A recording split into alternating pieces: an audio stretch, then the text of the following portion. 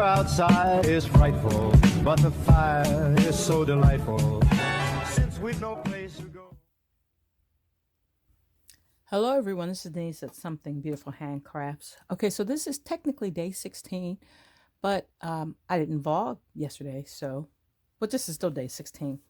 Okay, so anyway, I didn't vlog yesterday because I really didn't mean it when I said I was really tired of the whole vlogging thing, and I wasn't feeling it. I wasn't feeling it yesterday. And also, I've been taking a web design and SEO course. And yesterday was my last day of courses, so I officially have a certificate in web design and SEO. And I've been taking a lot of user experience design courses over the past couple weeks. So I'm really hoping to start a new career in user design experience or user experience design. Hopefully get something, working right in my life. So actually, it's not that I didn't do anything yesterday. Let me show you really quickly. This is a skein of yarn. It was something, but now it's back to being skein or in a cone. And I was at Walmart, and that happens periodically, and I saw this sparkly Lion brand yarn. And so I decided to take a look. And this one is a cotton polyester blend. And it's a really, nice thin yarn. And because it is got a little bit of polyester in there, I thought to myself, well, I think this would go nicely in the sock machine. So I brought it home and I gave it a whirl. And actually, it knits up really well in the sock machine. And I made one of those skinny scarves. I'm not a fan of skinny scarves, but it seems to be the thing for some people. And this yarn is really pretty. And it is cotton. It's not like acrylic, so I'm okay with that. Though I use acrylic when I need to use acrylic. So anyway, what happened was I was pulling it out from the center pool. And as I told you, that doesn't really work too well with the sock machine. Sometimes I get away with it, sometimes I don't. And this was really knotty in the middle. Like if I was hand knitting, it would have been a mess.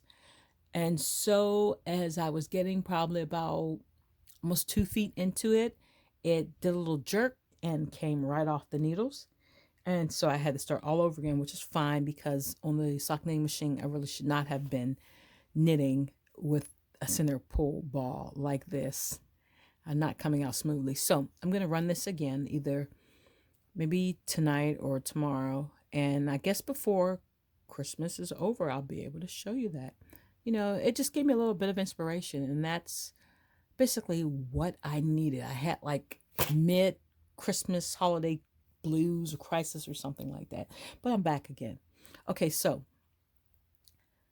today, well, I set the machine to spin, because I have an order I have to spin for. But I got sidetracked. So I actually spent the morning making resin keychains and coasters. I did. I really like these things. I don't know if you can see that one has a skein of yarn in it. Oh, now you can see it. It's got a skein of yarn in it and a ball of yarn. Yarn ball sticking out the back of it with some knitting needles. That's better. And then these ones are just sequins and glitter.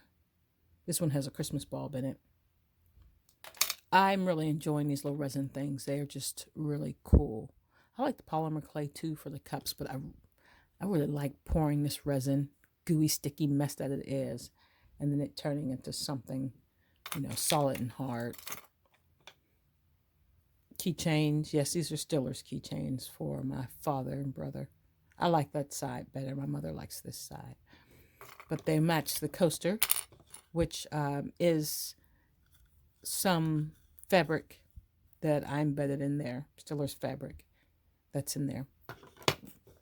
Okay, so anyway, that's how those turned out. Those are really cool.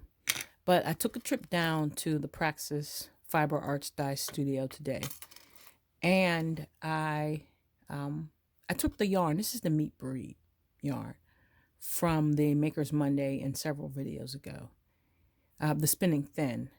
I think that was maybe day 4. This is what it looks like now.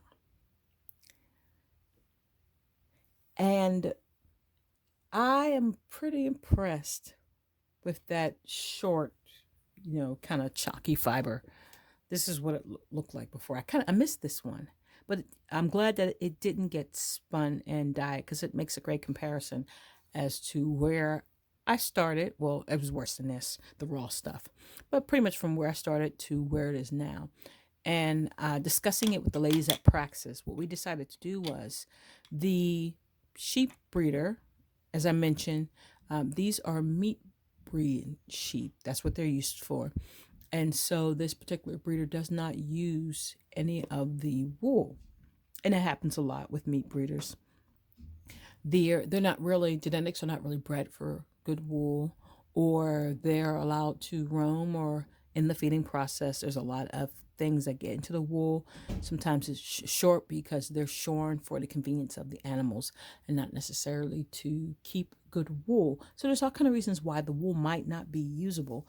And so there are a lot of sheep breeders who are not breeding for wool, who discard the wool.